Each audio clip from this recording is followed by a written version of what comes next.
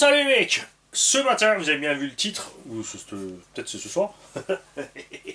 Il faut que je trouve une alternative à ça. Nous vendons donc un kit de Traxxas UDR complet. Je précise, il est absolument totalement complet. La boîte d'origine, les polyesters d'origine, la radio d'origine, la notice d'origine, tout. Cet engin a servi, mais pas des masses non plus. Carrosserie a évidemment quelques petites fissures, ici sur la calandre, sur les ailes, sur les bas de caisse. Là, je vous conseille qu'une chose, c'est de ne pas fixer l'engin, ne pas fixer les vis de la carrosserie ici. Quand la cage travaille, ça les déchire. Mettez plutôt du velcro. Là, évidemment, ça bouge pas.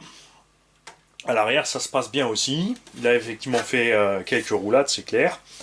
Il faut s'habituer au style de conduite de cet engin. Il est hyper réaliste, mais tout comme un vrai, c'est pas facile de le piloter. Moteur d'origine en parfait état, Vélignon, donc 2200 kW. Son VXL6 avec prise XT90. Si besoin, on peut la changer, c'est pas un problème. Cette prise se fixe comme l'autre dans le châssis. Il y a aussi le shunt fourni pour... Pourquoi d'ailleurs? Puisqu'il n'y a qu'une prise. Il n'y a pas besoin de shunt. N'importe quoi. Alors, en tout cas, il est dans la boîte. Le servo d'origine, la radio d'origine, donc récepteur d'origine. Là aussi, je peux que vous conseiller de, si vous avez envie de vous monter un kit, c'est le moment de le saisir, parce que là, on l'a entièrement démonté. On l'a entièrement nettoyé, brossé, dégraissé. Évidemment, il y a toujours encore des choses à faire, c'est toujours comme ça. Quand tu nettoies, tu as l'impression que c'est propre, ensuite tu le prends en main, tu vois qu'il reste encore des petits trucs, donc au moment du montage, tu finalises ta petite touche, c'est pas un problème. Le kit de visserie complet. Cette voiture n'a pas vu l'eau. On n'a donc pas à mouiller les vis. On a démonté, on a nettoyé uniquement les plastiques à l'eau. Les vis sont retrouvées dans un bain d'huile, tout comme les roulements. Donc c'est pareil, tu passes un petit coup de chiffon sur tes roulements, ils sont tous bons, tu peux tous les réutiliser. Ensuite, tu as plusieurs choix pour la transmission. Soit je te livre ça totalement, absolument démonté, c'est-à-dire à toi de remonter totalement tes planétaires. Ou je peux te préparer les planétaires et les diffs. Comme ça, toi, tu as juste à assembler les ensembles en fait. Hein. Tu mets tout ça dans ton pont, etc. Tu remontes ton pont. Hein. À toi de voir. Suspension d'origine, comme tu peux voir, parfait état. Ils sont tous dans cet état. Les ressorts qui sont aussi parfait état. L'arbre de transmission, bien sûr, principal qui a servi, qui a des rayures. Et celui de réserve qui n'a absolument rien, à part les traces des clampes de transport. Les noix qui sont un peu entamées, mais ça c'est du consommable chez beaucoup de marques malheureusement. L'avantage chez Traxxas, c'est que ça change par l'extérieur. Tu enlèves une vis, tu le changes, tu remets, tu ne touches pas ton diff ni ton huile, tu ne démontes rien, tu y accèdes. Il y a déjà les exas en ferraille avec à bord, donc pas besoin d'être inquiet à ce niveau-là. Tu peux profiter aussi évidemment de ce un kit pour tout de suite monter évidemment ton kit de visserie inox. Attention, attention, ne prenez pas les kits pseudo RC Screw à 9 ou 13 € sur eBay, ce ne sont absolument pas des kits RC Screws évidemment, ce sont des copies chinoises ou AliExpress. Qui ne contiennent pas du tout les bonnes vis, ils ont simplement mis une poignée de vis dans la boîte et tu te démerdes. La moitié des vis sont les empreintes mal faites, c'est de l'inox, donc déjà c'est plus fragile qu'une vis en acier bruni, mais en plus ça se bouffe encore plus vite, se tord encore plus vite. Il y a aussi évidemment les 6 roues en parfait état. Comme vous pouvez constater, c'était un amoureux de la chose, il y a de la peinture là-dessus, sur les roues, et aussi déjà les bidon, le cric, tout a été peint. Par là au fond, les extincteurs, les bidons d'huile ont tous leur petite peinture, tout comme les ventilos. Et à ce sujet, il y a un abonné qui m'a fait remarquer quelque chose de judicieux. Il avait évidemment à moitié raison. Et je m'explique. Il m'a dit, ah, tu dis qu'ils sont pas fonctionnels, c'est pas vrai, ils sont fonctionnels. C'est vrai, en fait, il a raison, ils sont fonctionnels, ils tournent. Bon là, ils tournent plus parce qu'ils ont été collés par la peinture, je pense, mais ils tournent. Donc, on va se mettre d'accord sur le terme fonctionnel. Il y a une différence donc entre fonctionnel et utile. Ils sont fonctionnels, mais ils sont inutiles parce que même s'il y avait un petit moteur là-dedans, il soufflerait sur le casque à l'arrière des pilotes et sur rien d'autre. Ça ne peut pas non plus souffler sur le variateur pour refroidir le variateur, puisque on serait contre le sens de marche. Donc dès que tu avances à 5 km/h, les petits ventilos là sortent pas plus que 5 km/h devant.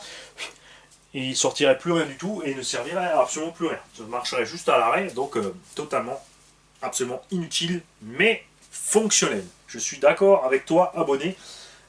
Et c'est ça aussi, c'est le genre de choses importantes pour moi. Euh, Parce que je dis toujours, l'essentiel c'est de se comprendre, tu vois. Là, on s'est compris très facilement. Il n'y a personne qui s'est énervé et ça, c'est super sympa. Et c'est important pour moi qu'on me relève des petits trucs comme ça, même que ce soit des détails ou tiens, des grosses boulettes. Quand je fais une grosse boulette, les mecs, ils font y aller, tu me dégommes à la massue. Hein, comme dans les vieux mangas japonais. Vous vous souvenez du collège fou.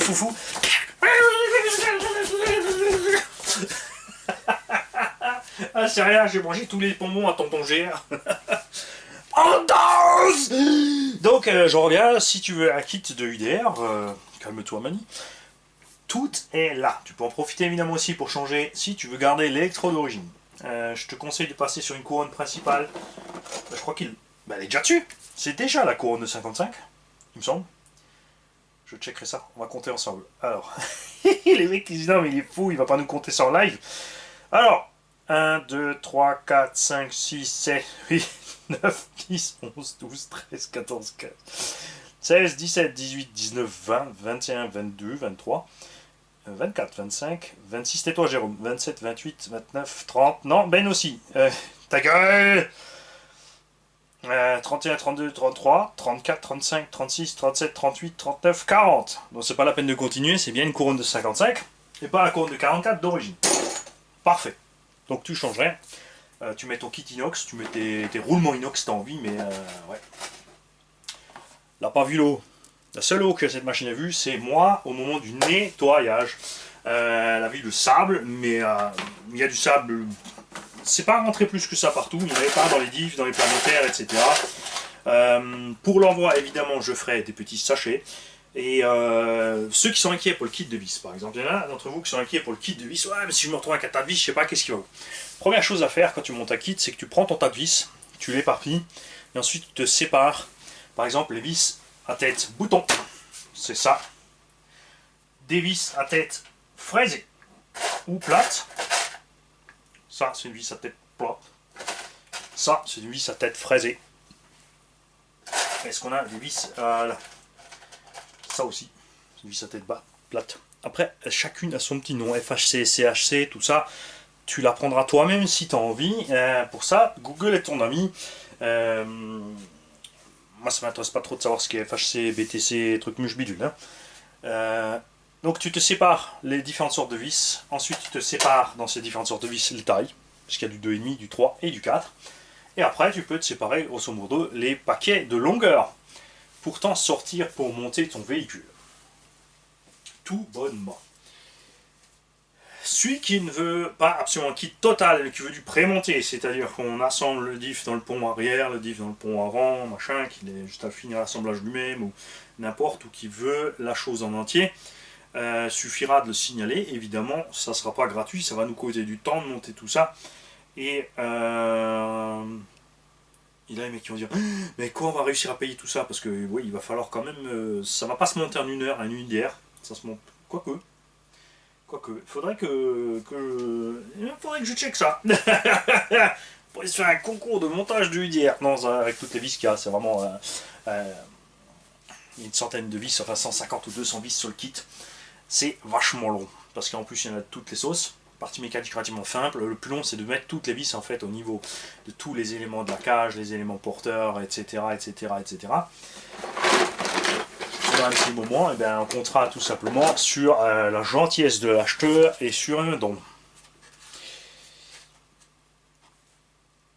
Au niveau du châssis, comme on l'a en main, je vais profiter pour vous montrer autre chose. Nous avons ici les trous pour passer le câble moteur. Le moteur est ici. Donc là, tu peux, très cher abonné, prendre une scie cloche et faire un trou de 40. Dans chaque coin, évidemment 40 par 40 par 40 par 40, tu fais un trou en 3 mm.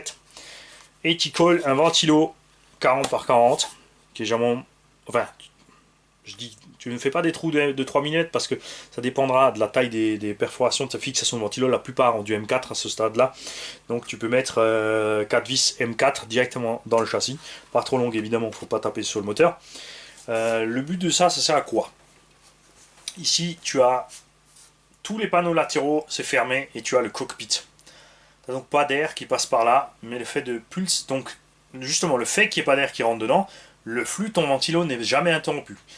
Quand tu mets un refroidisseur sur un moteur, le ventilo peut souffler de l'air à l'arrêt et à faible vitesse. Dès que tu accélères, en fait, dès que tu passes 50-60 à l'heure, il n'y a plus rien de ce que souffle le ventilo qui arrive au moteur. Ça sert à rien, l'air elle passe au-dessus, elle passe plus vite que ce que lui il arrive à pomper sur le moteur, il tombe pas.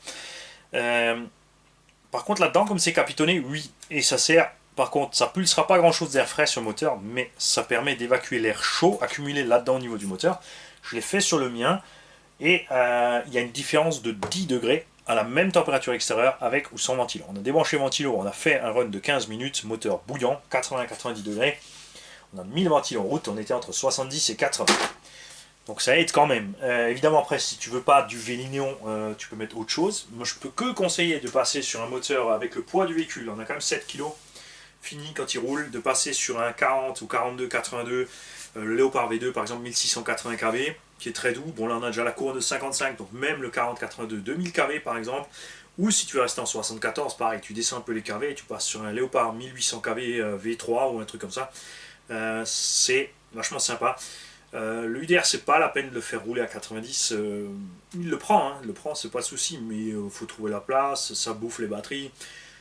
Beaucoup sont satisfaits des perfs en 4, même avec le 6, parce qu'il lamine vraiment l'hélipo 4S ce machin, parce qu'il est trop lourd. Donc il vaut mieux rouler en 6 avec moins de kV pour donc descendre la température d'utilisation et la consommation. Il a servi évidemment. Tu as des petits impacts dans le plastique des graviers et tout ce qui était projeté, mais tout est entier. On a un kit de barre stable d'origine neuve avec, enfin pas de kit mais les deux barres parce que la barre avant est cassée. Là aussi je vous conseille de ne pas monter ces barres, montez de suite de préférence le kit GPM ou Hot Racing, je dis bien le kit complet avec les barres de 3 mm. Ça enlève un tout petit peu de réalisme à l'utilisation par rapport à l'origine. D'origine il est vraiment génial point de vue suspect. Avec les barres stable 3 mm c'est tout petit peu plus raide, mais la différence de tenue de route est énorme. C'est vraiment une grosse différence de tenue de route avec ou sans.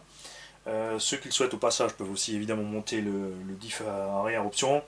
Et les fans de l'optionnage inconditionnel peuvent évidemment se lancer dans tout ce qu'ils veulent. Et voilà. Mais bon, si tu veux te lancer dans tout ce que tu veux comme montage, c'est plus simple d'acheter un neuf.